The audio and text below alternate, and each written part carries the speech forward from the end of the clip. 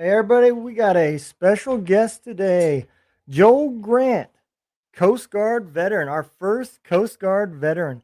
Hey, how you doing, Joel? I'm doing good, Don. How are you? Man, if I was doing any better, it'd probably be illegal, as Shannon Book always says. Yeah. Yes, sir. So, tell everybody a little bit about your background. My background. Let me turn up my volume here a little bit. All right. My background. I grew up in Western New York State. I had a neighbor. He was a Coast Guard veteran, and I used to listen to his stories. I was a good friend with his son, and my father was a Navy World War II veteran, and my brother went in the Army, and he spent 22 years in the Army. So when 1982 came around, I decided to join the Coast Guard. I wanted a little bit of adventure. Yeah, man, I'm gonna tell you, when everybody goes through the MEPS, they see those Coast Guard guys off to the side going in, and everybody talks shit, but I think we all learned real quick that you guys were the smart ones, man. That's what we should have done. We got in the wrong line. Yeah, well, my boot camp was in Cape May, New Jersey, and the Coast Guard boot camp is really based after the Marine boot camp. It's really physical. At the time when I was in the Coast Guard, there's only like 50,000 service members in the Coast Guard. They would say like the New York City Police Department's bigger than the Coast Guard. And to get in Wow. the Coast Guard at the time, I had to get on a waiting list. In my junior high school, I had to go start getting on that waiting list. And then when my name came up, that's when I shipped off to boot camp.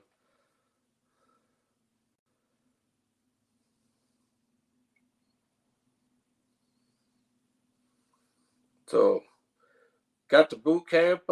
They did. You could quit at any time. They did everything to see who was going to stick around and all that. And I'm pretty stubborn, so I stuck it all out. Spent a lot of time. You do a lot of swimming at Coast Guard boot camp. Went out on the small Oh, I boats. bet. I bet. Yeah. And the weapon that we had to carry around at Coast Guard boot camp was the M1 rifle at the time. They wouldn't let us have an M16. They wanted us to have something big and heavy to march around with. And I don't know how how how long we had to hold it out like that. Yeah, man. So, how long did you say you were in the Coast Guard? I was in from 1982 and got out in February 1986. I became a diabetic in the Coast Guard due to incidents of service. So I couldn't, if I couldn't be on a ship, I couldn't be in the Coast Guard. So I got I an understand. honorable medical discharge from the Coast Guard. Okay.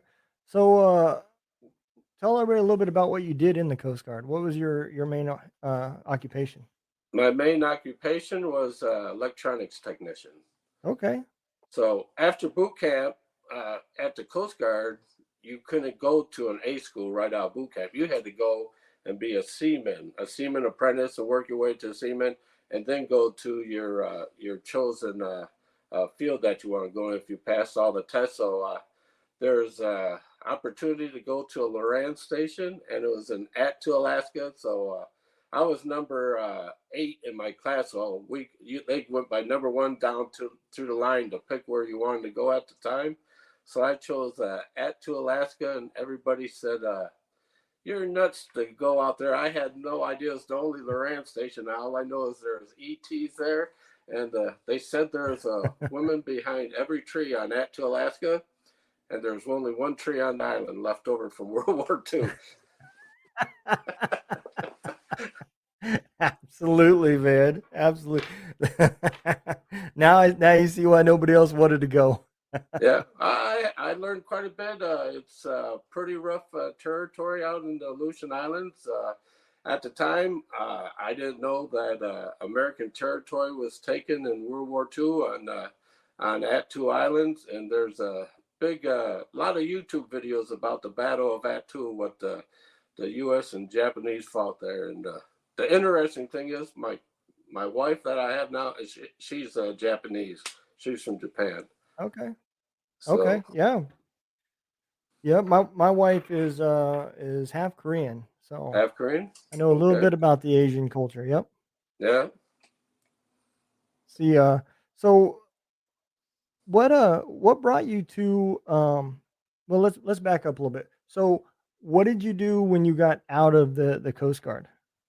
Oh, when I got out of Coast Guard, I went back to Western New York, and at the time, I went to the I applied for my VA benefits. I actually grew up at the VA. My father retired from the VA. He was after World War II. He started working at the Bath VA, so I moved back to Bath, New York, Mhm. and my father helped me get set up there. And so after that, went to the unemployment office, and Toshiba and Westinghouse was going into a joint venture time, so they needed people with electronics and electrical background for their maintenance. So that's how I basically started my civilian maintenance career. Okay. And Yeah, I'm that, as a still matter of fact, using the skills I learned from the Coast Guard electronics to this day. that's the one thing I love the Army. Don't get me wrong, and I never, I joke and everything, but I would never change anything. What's going on there, Jason? I would never change anything, but the Army is so far behind in technology compared to the civilian counterparts. Mm-hmm. So when you're in a technical MOS, like I was a diesel mechanic, Mm-hmm. we are literally working on 30 years of equipment behind what is out there running on the streets. Mm-hmm. And the training is only relevant to what you were working on in the Army. So you don't really get that civilian training. But in like the Navy, Coast Guard, Air Force, they're much closer to the civilian counterparts with the electronics and the technology. Mm-hmm. And I wish the Army would adopt a program where they could get similar, where people were leaving the military closer in those counterparts, because that's my background too, is maintenance. And Mm-hmm. I'm gonna tell you, man, it's hard coming out of the Army making E6 pay to Mm-hmm. go to the bottom barrel entry level as a diesel mechanic. Mm-hmm. It's a brutal change. So, I have 11 but maintenance so openings right now at my place, and we're having a hard time finding mechanics in the Phoenix area now. There's not enough skilled labor out there. yeah, yeah, and that's another bad thing about the maintenance world. Is mechanics are a finicky bunch, man. It's not Mm, uncommon for them just to lose their tempers and quit spontaneously and mm, not stick around for a whole long time. I seen it in a lot of shops that I worked at. Just mm, people come in, have a bad day, and they make a choice for their future based off of what happened that day. So mm. I definitely, and I think that was one of the benefits I had.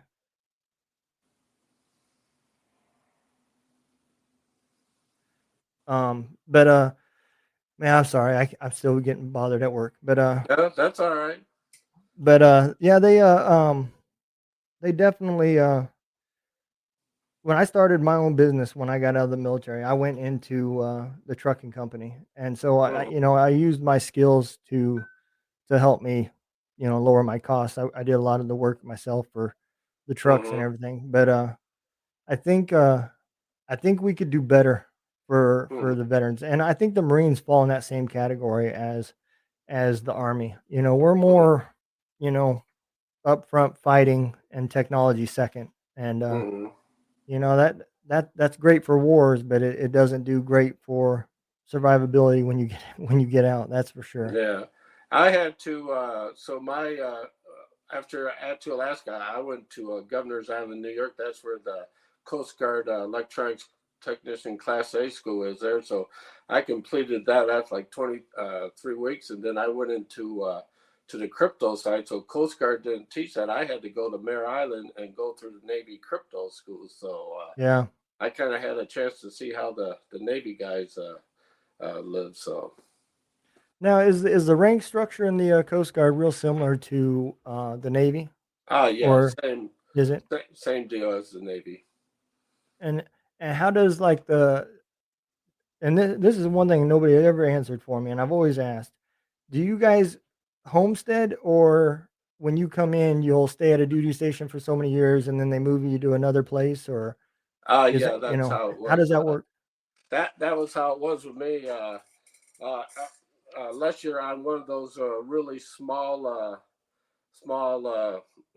places where the small Coast Guard station is, they would supply. Hmm. If you're married, they would supply outside housing, and then if not, you're right there on the base. After ET school, I was on the Okay, Coast Guard cutter Tamaroa, so I just lived on the ship. I got you. Yeah. So I know that we've been talking, and there, I've got a lot of interest in that program, Guitars for Vets. How did that come about for you? How did you discover it, and then can you talk a little bit about how the program went for you? I found out about it when I was at the VA, and then I signed up for it through the Phoenix chapter. But it's like a 2 year wait. So Oh wow. last year, the guy called me up and said, "Okay, your name is up. You can start going through the Guitar for Vet program." But I got to drive to Tempe, and at that time, I'm blind in my right eye due to service connected, and the treatment that I'm getting in my left eye gave me a bad cataract, so I couldn't drive a vehicle or have any weight. So the guy introduced me to Paul Lilly, and he's the cyber chapter coordinator. And Paul says, I don't have any spots open now, but on CAVARTS, that's CAVARTS.org, they got a Guitar for Vets Learning Center. And if you want to get into the Guitar for Vets program, you can join that Guitar for Vets Learning Center on CAVARTS. And I started with that. And one of the instructors there says, his name is Tom Lamong. He said, I think Joe knows more than what he's let on because I strummed on guitar for a long time. And so basically, I went through their programs. They would do live sessions on Saturdays. We just had a live session today on one of the programs there. So once I got done with that, uh, Tom and Paul really wanted me to be an instructor. I said, well, I want to go through the whole Guitar for Vets program and see how I could be an instructor because I'm pretty good at strumming and all that, but lead playing I'm not proficient at. So I went through their whole program and graduated in February, and then I became an instructor, and I just graduated my first student. So it's a really good program, but there's so much demand for it. There's not enough Yeah. instructors, and it's a really good program to help people with PTSD. Yeah, Taylor, when I see her on, man, she looks so worn out because I know she's putting about 150% into that program. You can just see how much she's trying to do, and everybody I've talked to says the same thing. There's so many people trying to get in, but Mm-hmm. between the VA and lack of chapters and waiting lists and everything else, it does make it hard. I was trying to help her with getting a chapter that used to be together in El Paso. There was a band Mm-hmm. down there called Black Blackberry Jam Express is what they were called, Mm-hmm. and they used to be one of the band members used to work for the VA down there when they had the Mm-hmm. program, and the guy that was running it had left, and the program just kind of um, dissolved. So he Yeah. was going to try to bring it back down there, and he's not with the VA no more. So he was trying to do it outside the VA. I don't know if Mm-hmm. last time I heard they were still working on it. So I hope Yeah. they do get back together because there's a lot of people that do like this program. I Yeah. am I'm definitely not musically inclined, so Yeah, I could say the Guitar for Vets program literally saved my life. Last year, I couldn't see. I needed help to get around and all that, and I had my guitar, so I would just sit in the living room and strum the chords. I probably drove my wife crazy, drumming the chords to Tom Petty, "Learning to Fly," or Bruce Springsteen tune, or just coming up with my own stuff. So yeah, yeah. yeah, absolutely, man. Yeah. Tom, Tom Lamong and Paul Lilly literally saved my life. So hopefully Yeah, they I can. seen on a few of your YouTubes that you said you had some instruments confiscated from you. How I got so many instruments around here that really I had all these guitars. I'm a left-hand guitar player, so I would travel around, and if I seen a left-hand guitar, I would just pick it up. And my wife says, "You got to learn how to start playing these things." Yeah. So So yeah, man, I'm gonna tell you, I think there's good things coming. mm, So tell everybody a little bit about that other organization again. The internet keeps cutting out when you're saying it, so I'm not quite catching the yeah, name. it's Cavarts. It's CARVART or CAVARTS.org.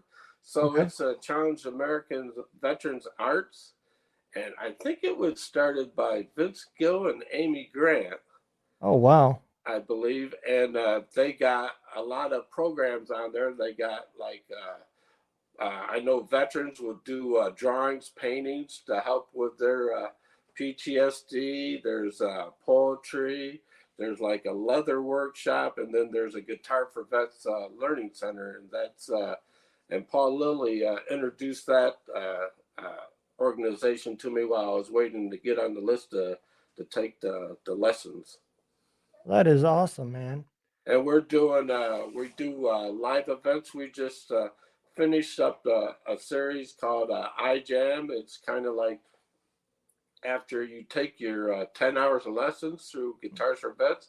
Hmm. So where do you want to go from there? And we're trying to show veterans other avenues to go after you graduate from the program to get involved and Hmm. look for places to actually go out and jam and meet people to play. So, and me and another veteran, we're going to come up with a program where we're looking for veterans to tell the stories about the guitar they play. If they were like in Iraq or Afghanistan, and they had a guitar with them, kind of show us the guitar and how it helped them through their battlefield experience. And Tom Lamont, he suggested that I get a hold of Scotty Hastings because I guess Scotty Hastings had a guitar over in Afghanistan, and there's a story behind that guitar. So once we come up with this program, I'd like to talk to Scotty and see if he would come on and give a guitar show and tell about that guitar that he had in Afghanistan. I think I think that would be an awesome show, man. I really Mm-hmm. do because there's a I don't know if anybody watches American Idol, right? Yeah. But there's a guy on there now on this season. His dad gave him his guitar, Mm-hmm. and he made a promise to his dad that whenever he played, he would play that guitar. Mm-hmm. Well, at like the third round of the competition, his guitar broke, Ah. and he was crying in tears because he made that promise to his dad, who is no longer alive, Mm-hmm. and um, he he they fixed the guitar for him, and it Mm-hmm. kind of did help him in a way because it allowed him to um, kind of be able to play without Mm-hmm. that and go through some challenges.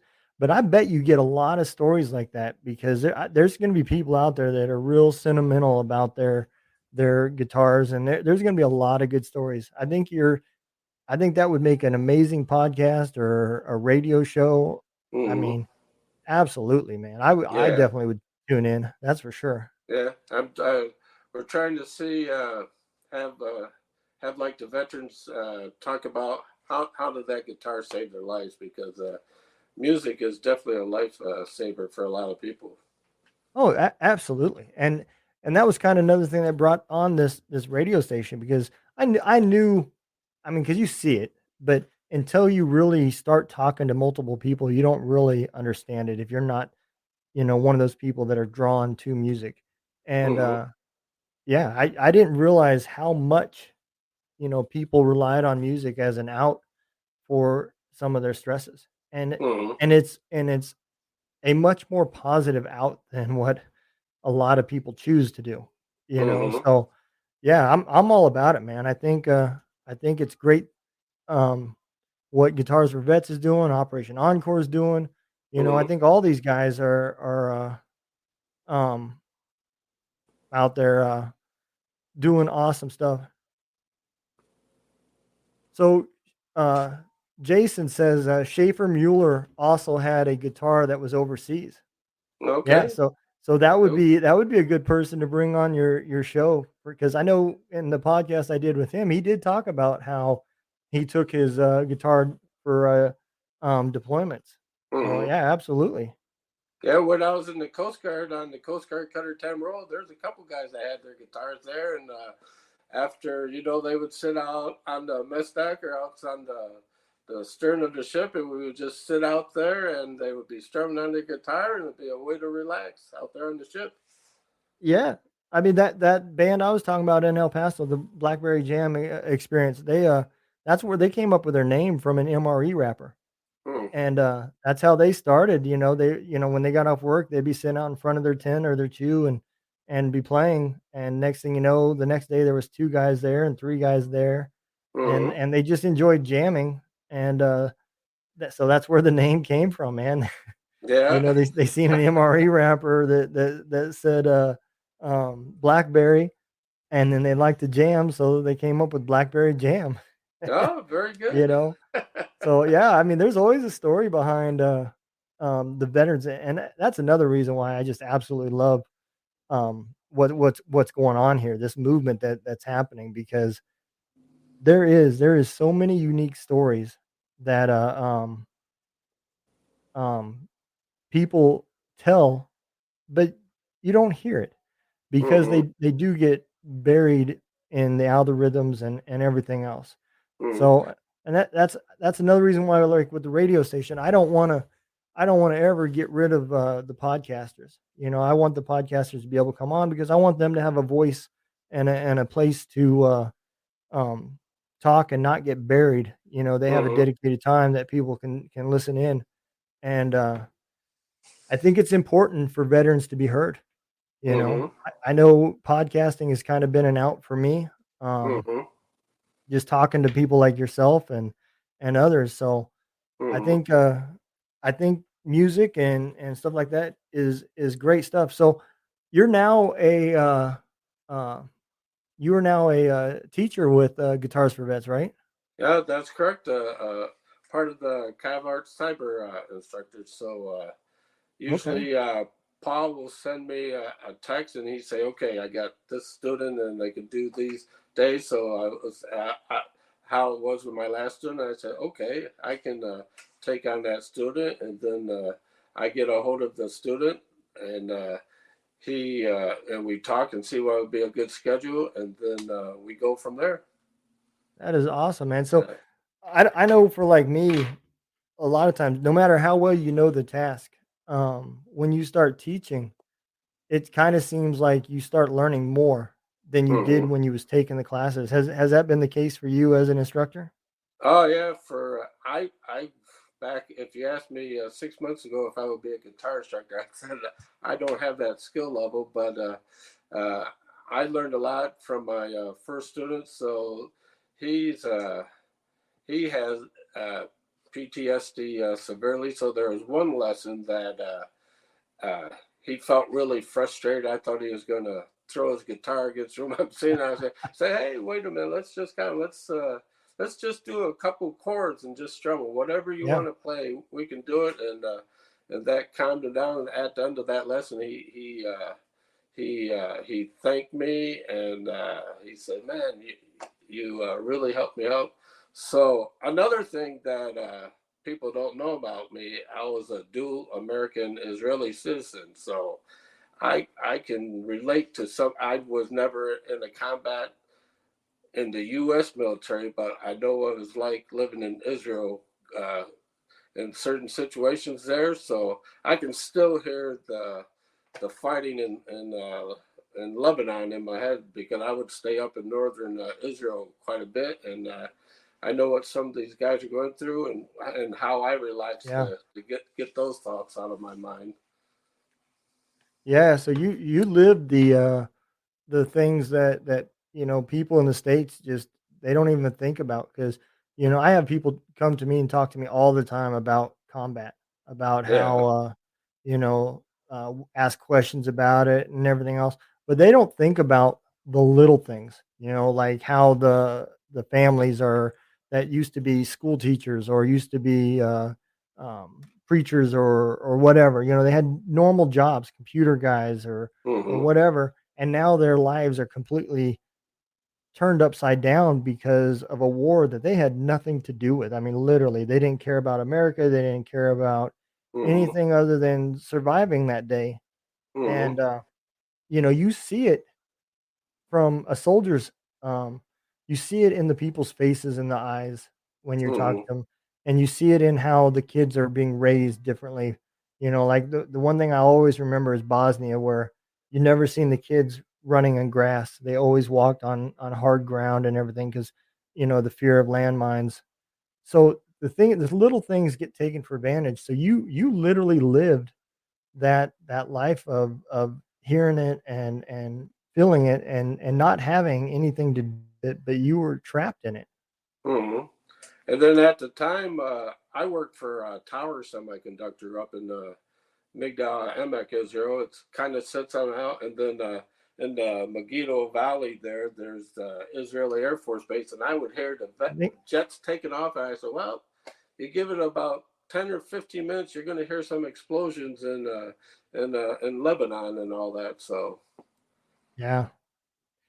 Yep, I do remember, I was a kid when we went into Lebanon. Was it, man, what was his name over there? I can't remember the president. that was It when was the barracks got blown up by yeah, the terrorists. Yeah. yep, yep. It didn't take long, but, I do remember that as a kid, Mm-hmm. the stories that went along with that.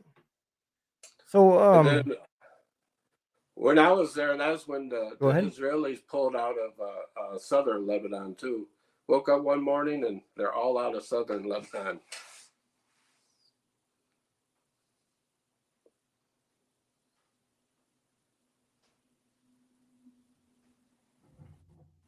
You back?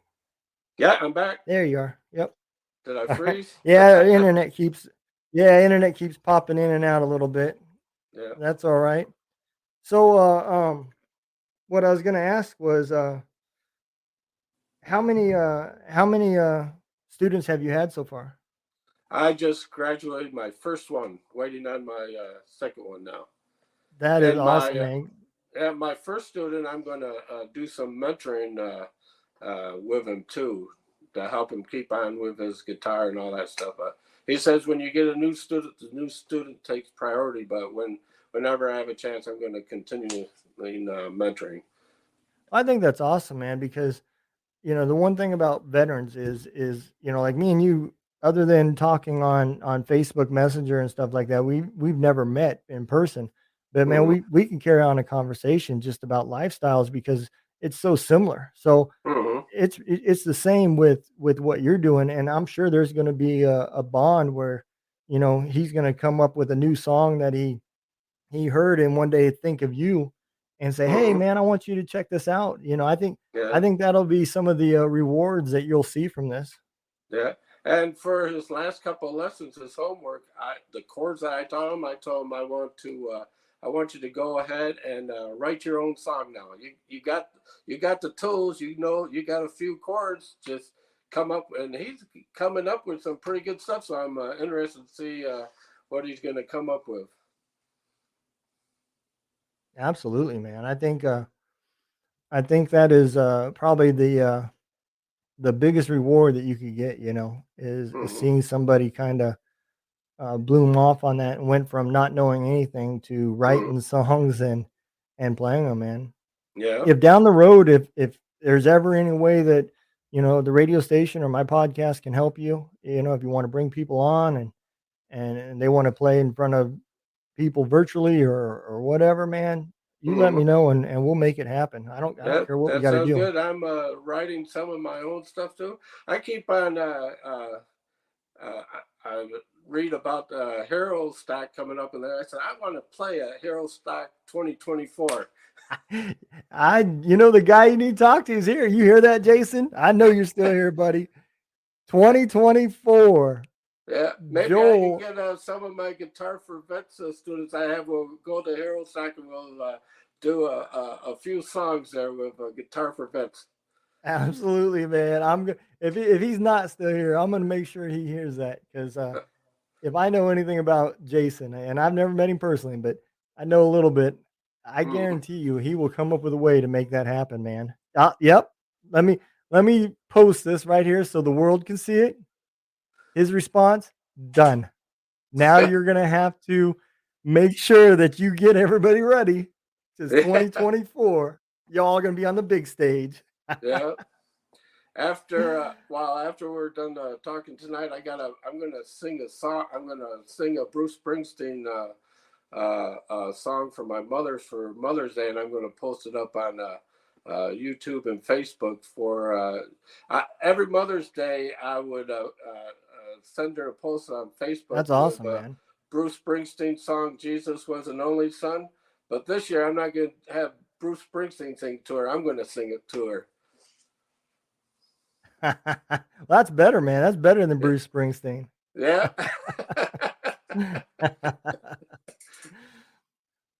Well, I tell you what, Joel, I appreciate you coming on the show, man. And I'll post all the links and everything in the audio version when I upload this so Okay. that people can find Cav Arts and of course I will also post about Guitars for Vets and all that stuff as well, man. I Okay. appreciate you coming on and educating me a little bit in the Coast Guard, man, because I've always been curious and could never get that answer. I Okay. feel a little That bit sounds good, Don. Thank you I for feel a having little me bit on. better now. I feel a little bit better now knowing that the Coast Guards didn't get to stay at the same duty station their whole career, that they had to No, move we too. uh, we So moved around quite a bit. well, that makes me feel a little bit better, man. Usually about 18 every 18 months. Yeah, oh man, y'all had it a little bit worse than us. We usually get close to 2 years. Yeah. So well, I appreciate it, Joel, and you take care. Okay. And I like I said, I will get all these links loaded up and get this loaded up for you. And like I said, and I mean it, if there's ever anything we can do to help you out with your students, I said the same thing to Taylor. You let me know, and as the great Jason says, done. We'll make it Okay, that happen. sounds good, Don. You have a good evening. All right, brother. You too. Thank you. Yeah. Yeah. Bye. Bye bye.